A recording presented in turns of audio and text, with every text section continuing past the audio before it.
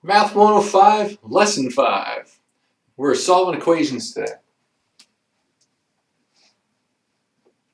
Alright, for the first time now, we've got an equation with x terms on both sides and constants on both sides. So what we need to do is, we're all simplified on each side. First thing we're going to do is pick a side that's going to be the variable side and which side is going to be the constant side. So what I'm going to do, and it's helpful to just take a second and be a little strategic about this. I like to keep my x terms positive. That way I get to divide by a positive number. So I'm going to look at these two x terms and I'm going to subtract the smaller of the two. That's going to move all the x's to the left because they're canceled here. Well, since we have all the x's to the left, we're going to move all the numbers to the right. So add 15 to both sides. And that'll get rid of the numbers on the left, moving them all to the right. So 4x minus 2x gives us 2x on the left, and 9 plus 15 gives us 24 on the right. And now we have an equation like the ones we did last time, so divide by 2 and get x equals 12. And then of course, make sure you plug them in to check. Plug in 12 here, 4 times 12 is 48, minus 15 is 33. And over here we got 2 times 12 is 24 plus 9 is 33. So that works. Your turn, number 1.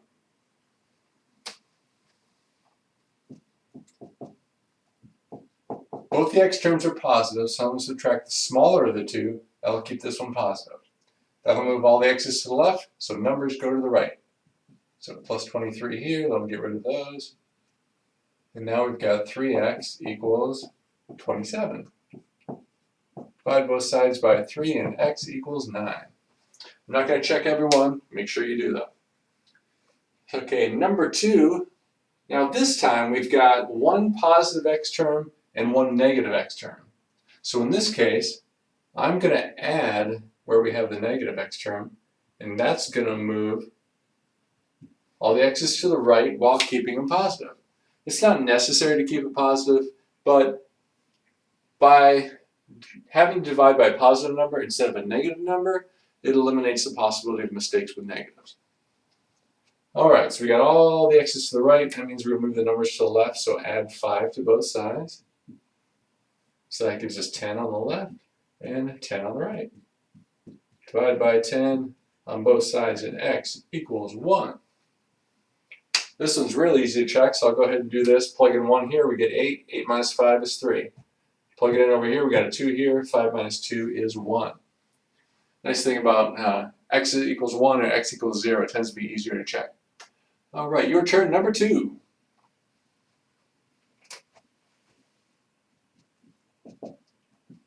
One positive and one negative. I'm going to add the negative one. That moves all the x's to the left. So we're going to move the numbers to the right by adding 7 to both sides. 8x on the left and 24 on the right. So x equals 3.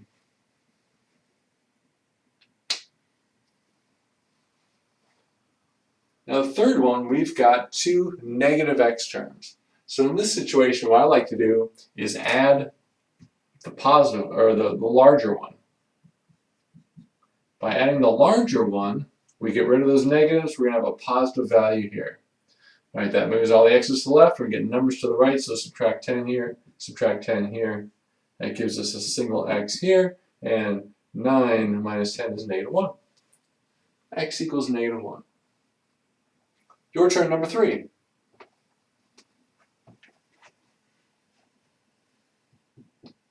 Two negatives, so I'm going to add the larger of the two. That gets all the x's to the right. Now we're going to subtract 6 to move all the numbers to the left. Alright, negative 2x plus 3x, that's a single x on the right. And over here we have 4 minus 6, so negative 2. Next up, exercise 4. Alright, now for the first time, we have like terms on both sides of the equation. So step 1 in solving equations is always to simplify first. We need 2 sides of the equation that are fully simplified before we start applying properties like these. Alright, so let's combine the two x terms here. 8x minus 4x is 4x. So we get 4x plus 3 on the left. And on the right, there's a single x there. We combine the 2 and the 4 to get 6. X plus 6. And now we solve just like we did before. So I have two positive x terms. So I'm going to subtract the smaller of the two. That gives us a positive 3x on the left.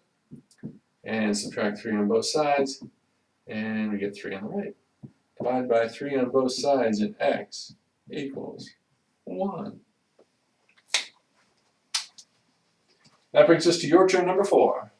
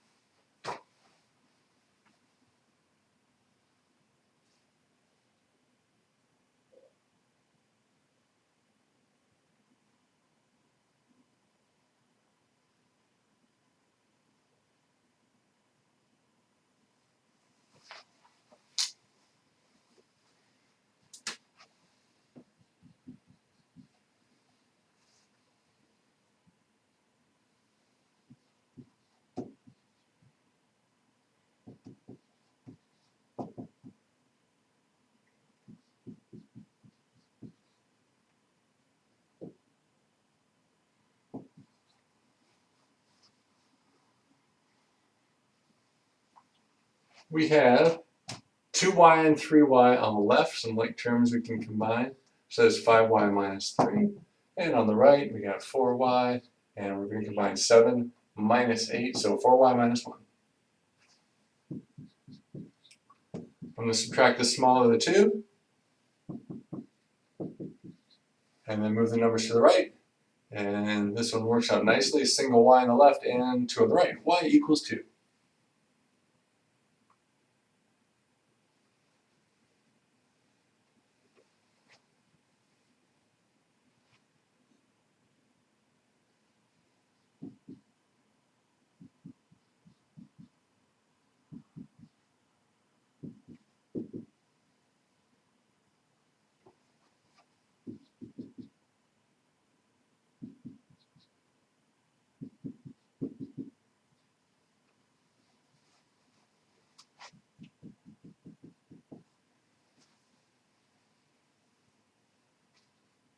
Now this one we have two sets of like terms on the left, 9x and 4x, add those together to get 13x, and then two constants. 6 minus 2 gives us 4. So 13x plus 4 on the left, and on the right, got 5x and 7x. Add those together to get 12x, and 4 remains. All right, now we can subtract 12x from both sides. This one's a little strange in that we actually get rid of the numbers on both sides. So 13x minus 12x is x, and 4 minus 4 is 0. X equals 0.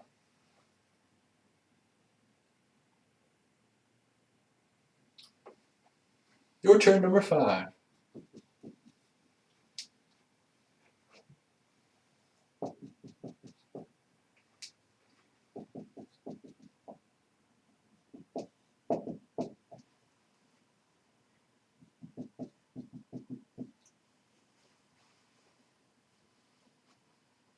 So on the left, we can combine these two x terms.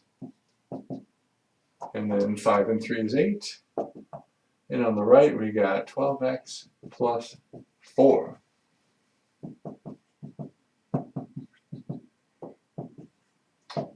Variables to the left, numbers to the right. And x is negative 4.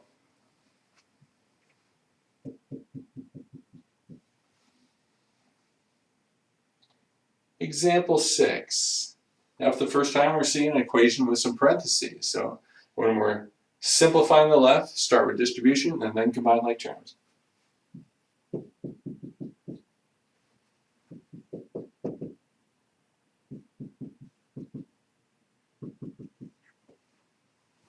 So I'm going to distribute into these parentheses. That gives us 3 minus 3x plus 11 equals, and then we'll combine like terms here, get 2x plus 19. Now we can continue simplifying here. So we got negative 3x, and then add together 3 and 11 to get 14.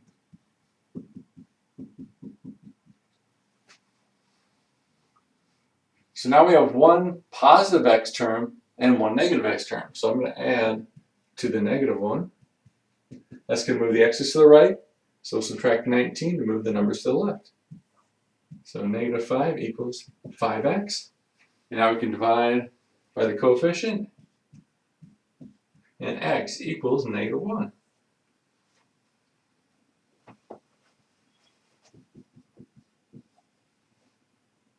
Your turn, number 6.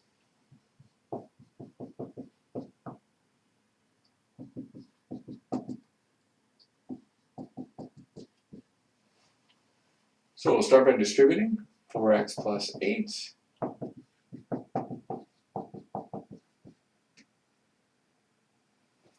Now we can combine these like terms, 4x and 2x, get 6x. And we've got two positive x terms, so I'm going to subtract the smaller of the two. And then move the numbers to the right. So that gives us 3x equals 12. Divide both sides by 3, and x equals 4.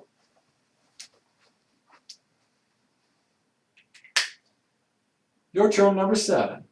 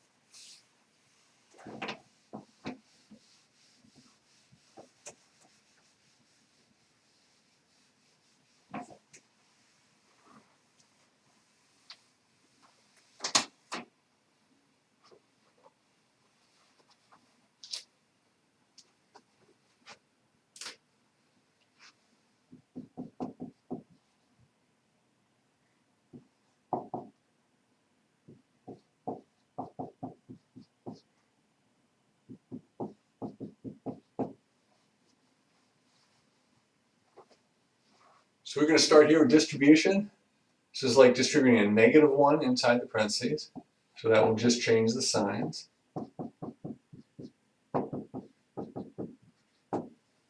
Now we can combine these like terms to get 5x.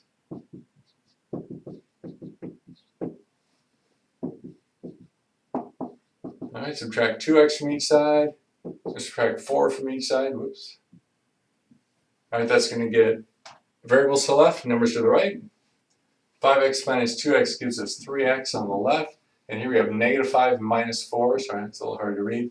Negative 9 divided by 3 on both sides, and x equals negative 3. Your turn, number 8. This one's a little more complex. Make sure. Just a very structured approach to this one. And write down everything on every step.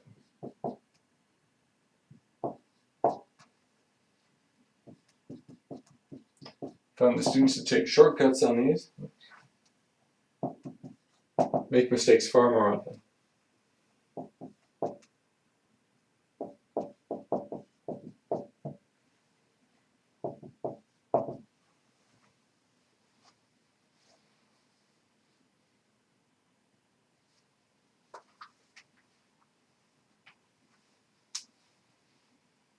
We have two distributions, one on each side. I'm going to start by, as usual, writing down all the stuff that I'm not going to touch. Make sure I get it all. And all that's left now is to distribute. So we can distribute a negative 3 inside these parentheses. Negative 3 times 2 is negative 6. Negative 3 times 5 is negative 15. And on the right, distributing a -1 inside the parentheses, so -1 times 5 is -5, -1 times -2x is +2x. Now we'll combine like terms. 4x minus 6x is -2x. -15 plus 8 is -7. And over here on the right, 12 minus 5 is 7, and 2x plus 3x is 5x.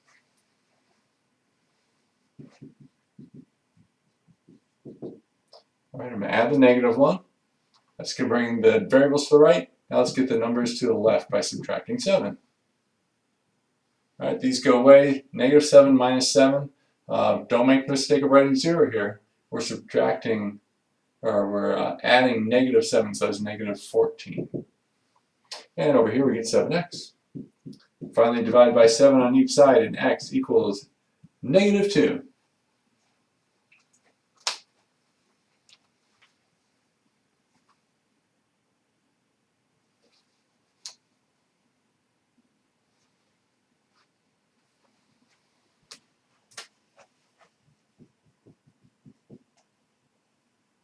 Next up, nested parentheses. So simplifying is going to work just like it did last time. We're going to simplify this left-hand side.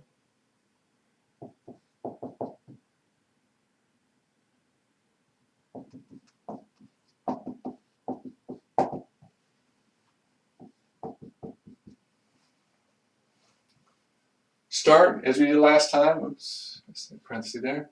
Distribute the 2 inside those parentheses.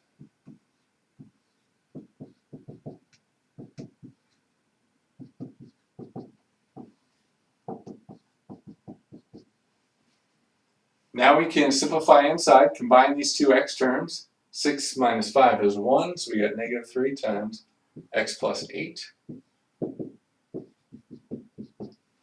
Now we can distribute.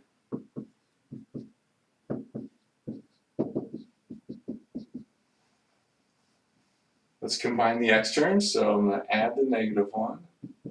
Gets the variables to the right. Add 4 both sides to get the numbers to the left. So we got -20 on the left and 5x on the right. Now we can divide by 5 on both sides and get x equals -4. Your turn, number 9.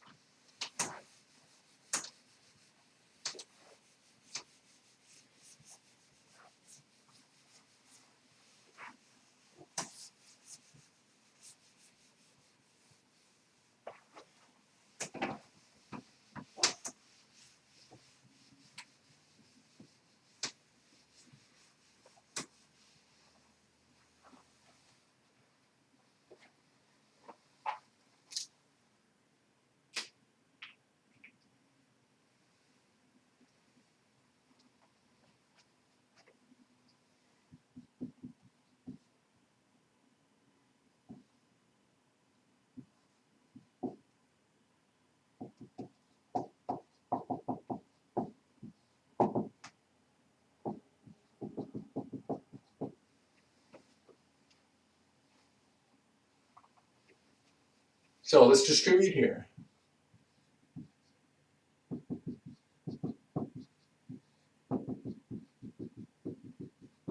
All right, now we'll combine like terms.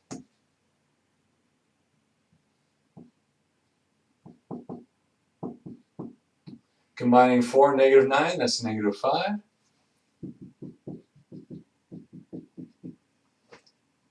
Now we can distribute the 2 in.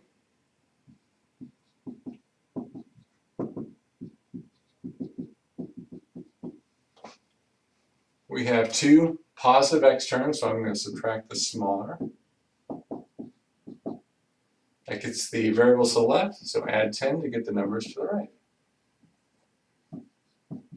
Subtract there to get 9x, and on the right we get 27. Divide both sides by 9, and x equals 3.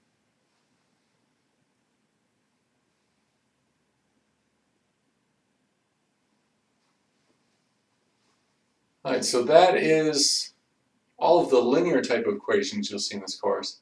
Now we're going to move on to a very important type of equation called rational equations. And these come up quite a bit in science. They come up all the time. And they come up in other areas as well, business.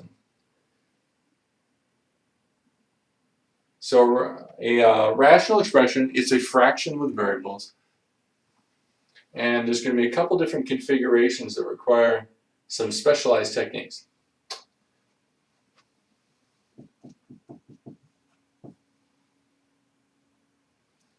All right, so first thing we're going to do to work with these, a rational expression, is to just manipulate the fractions a bit. We're going to take one fraction and split it up into two. And we're doing the opposite of what you do when you add. And this is very useful sometimes. So we've got this expression 4x plus 7 over 6. So what we can do is take each of these separately over the denominator. So that gives us 4x over 6 plus 7 over 6. Now if we were to go ahead and add these together, then the common denominator stays and 4x plus 7 goes on top. So it's just the opposite of addition. And then we can simplify this one. 4x over 6 is the same as 2x over 3. So always look for opportunities to simplify the variable. All you have to do is do 4 divided by 6 in a calculator and then convert back to a fraction. Your turn, number 10.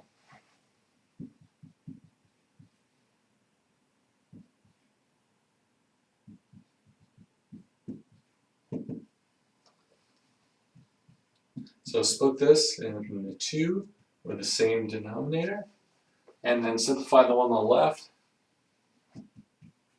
That turns into 8/5. So we get 8/5 minus 7x over 10.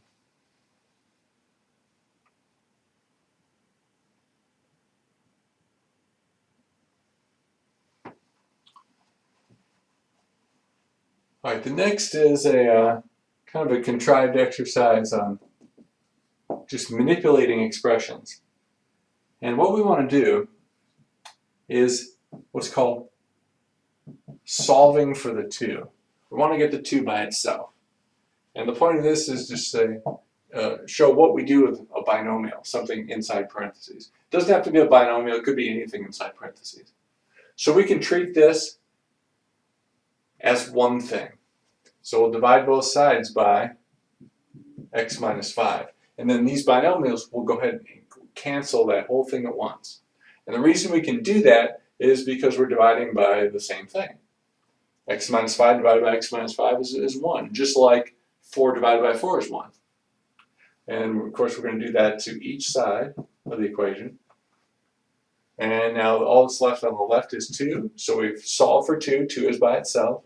And on the right we get 7 over x minus 5. So it's very important to be able to manipulate these, including with expressions in parentheses. Your turn, number 11.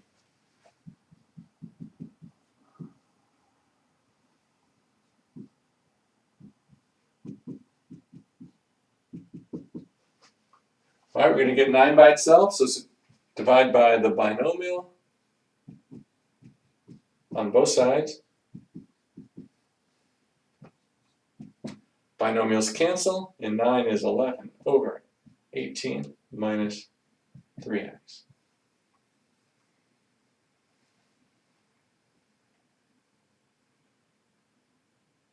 All right, next up, this is the single most important operation in this entire section on rational equations. And this comes up all the time, and it's actually very tricky unless you use this technique. It's easy to make a mistake with this. So all we have to do, if you ever see a single number variable equal to a fraction and we're trying to solve for a variable in the denominator of the fraction, all you have to do is swap the denominator and the single number. All right, so x goes where the 9 was, 9 goes where the x was. And then divide to get 3. That is all there is to it. Swap and divide. Now, why does this work? This is actually two operations at once. I never expect you to show these operations. You can use this trick. Okay, so what we're doing first is multiplying both sides by x. All right, the x's cancel over here. We get 9x equals 27. And then just solve for x. So I divide by 9, and x equals 3. So you get the same answer. These aren't two very difficult steps, but a lot of people have trouble with this step because they've never seen anything like this before. And not knowing that you can actually multiply both sides by a variable and not just a number. Right? So this is why it works, but feel free to use the shortcut. And that brings us to your turn number 12.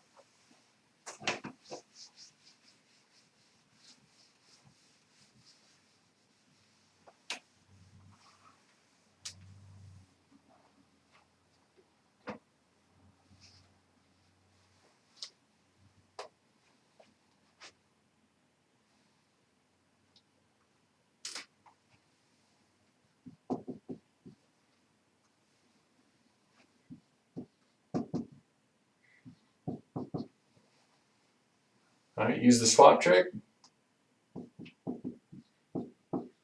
So x equals 6 over 28. Then we can simplify this fraction, divide the top and bottom by 2, and that gives us 3/14.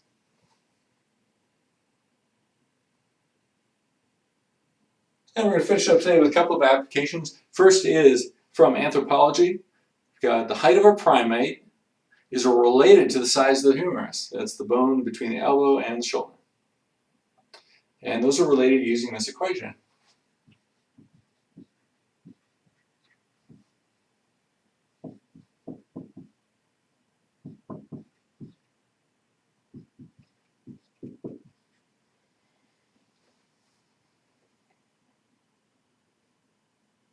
So your turn number 13. An anthropologist estimates the height of a primate to be 54.6 inches. What's the approximate length of the humerus? Okay, so we've got a variable conflict here. We have an h. Does that stand for humerus or height? So we have to read this carefully. L is the length of the humerus. So here's the humerus, and h is the height. So we got a height of 54.6 inches. That goes here.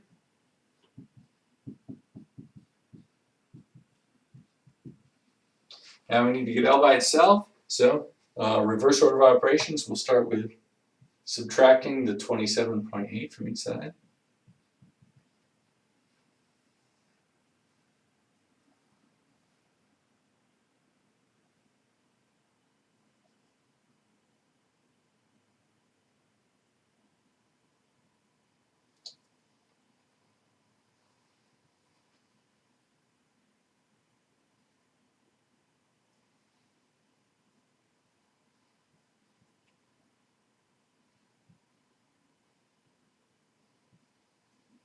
Subtract that, we get 26.8.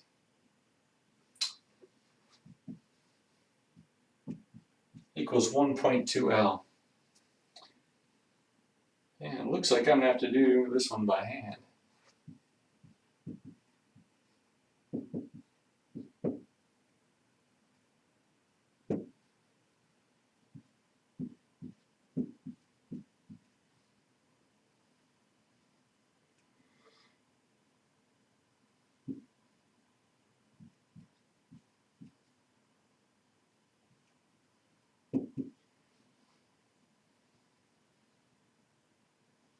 So it looks like it's somewhere around 22.3 rounded.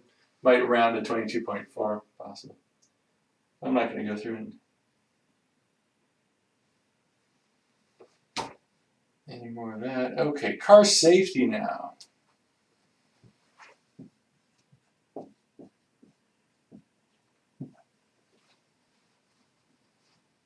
Alright, we've got the relationship between the Celsius temperature and the distance in feet that the car will slide if it hits black ice.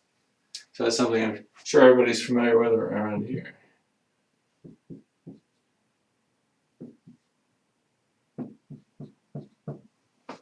Okay, so there's our equation. Now we determine the distance the car will slide if the outside temperature is -5 degrees Celsius. Okay, D is the distance, C is the Celsius temperature. So I'm going to plug in -5 Celsius here times 1/4 D minus 45. All right, reverse order of operations.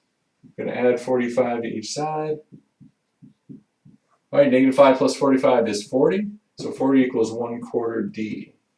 All right, now we're going to multiply by the reciprocal of 1/4. Flip that fraction over, we get a 4. So multiply both sides by 4, and D equals 160 feet.